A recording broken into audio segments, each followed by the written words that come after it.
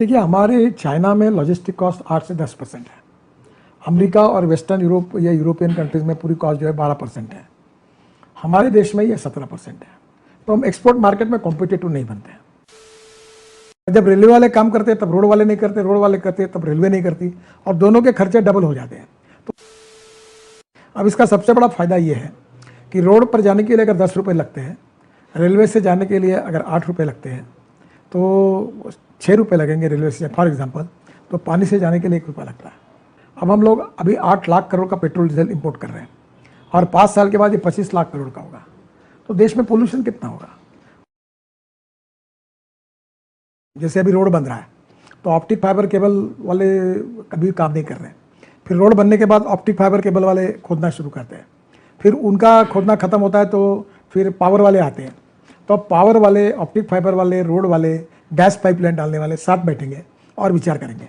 जैसे एक जगह टनल बन रही है, तो टनल बन रही तो वहाँ रेलवे की भी टनल बन सकती है, रोड की भी बन सकती है। पर जब रेलवे वाले काम करते हैं तब रोड वाले नहीं करते, रोड वाले करते तब रेलवे नहीं करती, और दोनों के खर्चे डबल हो जाते हैं। तो एक ही टनल में रेलवे भी जाए और रोड भी जाए तो पैसा भी बचेगा और काम भी होगा। अभी नदी पे हम ब्रिज बना रहे हैं, उसी नदी पर रेलवे को भी ब्रिज बनाना है, हमको भी बनाना है। उनका अलग ब्रिज बनता, हमारा अलग बनता। अब ऐसा होगा कि नीचे में रोड होगा, ऊपर में रेलवे होगी, और एक ही ब्रिज पे दोनों चलेंगे, तो कीमत कम हो जाएगी। तो स्वाभाविक रूप से यही गति शक्ति योजना का सबसे विशेषता है। अब ड्रोन सर्विस के लिए हेलीपोर्ट का उपयोग करना, इन दोनों को हमारे एविएशन एयरपोर्ट से जोड़ना, एयरपोर्ट को रोड और रेलवे से जोड़ना, और सभी एजेंसी मिलकर काम करेगी, और एक काम करेगी तो दूसरा आदमी के लिए जो काम है दूसरे वो भी उसको जोड़ा जाएगा। इससे कॉस्ट भी कम होगी, लॉजिस्टिक कॉस्ट भी कम होगी, और लोगों को इससे रिलीफ मिलेगा। तो यमुना में ड्रेजिंग होगा, और पानीपत, सोनीपत और दिल्ली से लेकर मथुरा को लेकर डायरेक्ट प्रयागराज तक, इलाहाबाद तक ये जलमार्ग बनाएगा। यानी दिल्ली से बांग्लादेश तक पानी पे जा सकेंगे। अब इसका सबसे बड़ा फायदा ये है कि रोड पर जाने के लिए अगर 10 रुपये लगते हैं, रेलवे से जाने के लिए अगर 8 रुपये लगते हैं, तो 6 रुपये लगेंगे रेलवे से फॉर एग्जांपल, तो पानी से जाने के लिए 1 रुपया लगता है।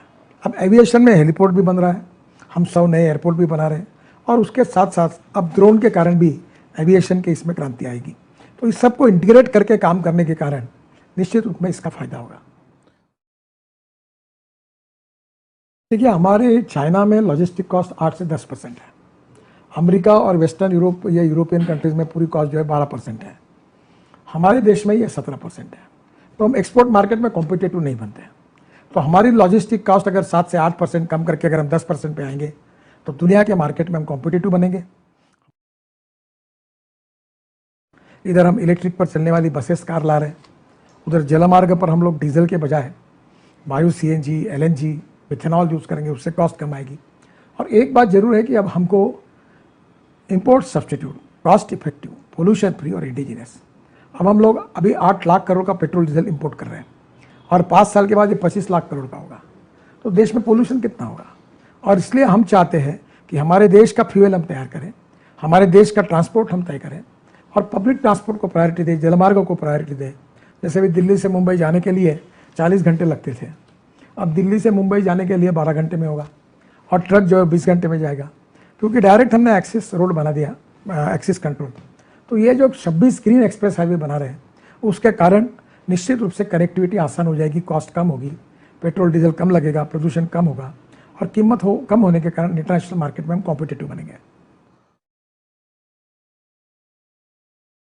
देखिए, अभी हमारी मेट्रो 700 किलोमीटर बनी है, 1000 किलोमीटर और बनने वाली है, बहुत ही बड़ा काम है। बिजली में हमारे देश में 38% ग्रीन पावर है, और इसमें सोलर पावर है। अब हम ये बढ़ाकर 60% करेंगे तो प्रदूषण कम होगा, क्योंकि कोयले से जो पावर तैयार करते हैं उससे प्रदूषण बढ़ता है। तो सोलर की पावर बढ़ाकर हम अपनी पावर की ज़रूरत को पूरा करेंगे। ये भी एक बड़ा रिवोल्यूशन है।